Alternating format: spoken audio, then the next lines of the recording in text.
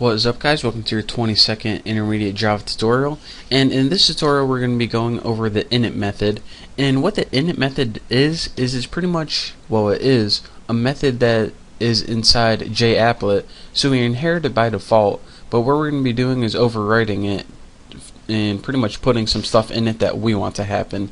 So let's go ahead, and I already imported what I need to import and also extend JApplet because, you know, you obviously need to do that.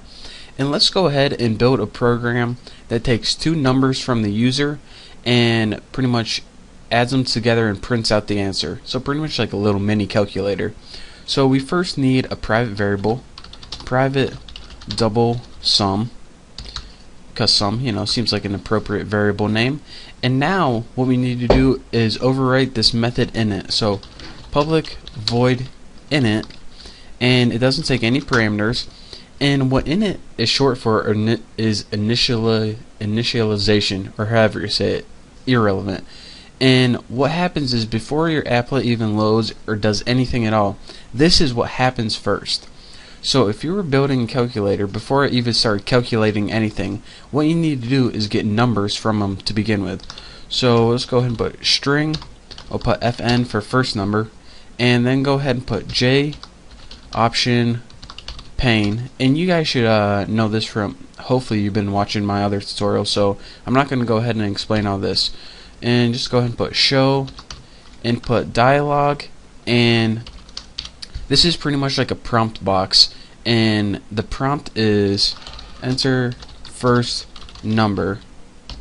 So whatever number they enter, it's going to be stored in the string variable fn, and later we're going to be converting that string into a double. So go ahead and copy this and paste it right below it, and instead of fn, write sn, and instead of first number, write second. So now the first thing we built is we gave them two little dialog boxes, one place to enter their first number, one place to enter their second number. And in case they didn't know, they're going to be adding these numbers together. So now what we need to do is we have two numbers, but they're strings right now, and we can't add strings together. If we do, it just looks like one big string. So what we want to do is convert the strings to a double. So go ahead and put double n1 and set this equal to double dot parse double, and go ahead and write fn in there. And what this is going to do is take the string fn, which say it's like 17, and convert it to a double 17. So now we can do numerical methods on it. So let's go ahead and just copy this because I'm too lazy to type it all out, and paste this and put n2, and we want to convert the second number sn and n2. So now we can work with numbers instead of strings, which is a whole lot easier for building a calculator. So go ahead and take that sum variable, and I accidentally pressed the little button. So the sum is n1 plus n2. So easy enough. So now all we have to do is, once we got their numbers and converted them, just print the sum out on the screen. So how we do this with applets again is, and remember this is outside your init method, public void paint, and as your parameter graphics, your G object, so you can draw with it. And what do we want to paint? Call the superclass of paint, which is of course our G object is our argument. And then go ahead and put g.draw string right there, and it takes three arguments. The first one is what do you want to draw, and we'll put the sum is, and just put plus sum, and argument, the two other arguments are where you want it to be. So we'll put 25 and 30, so it appears somewhere in the middle of the screen. So just go ahead, and that's that. So let's run this, make sure you don't have any errors, and I'll go through it one last time.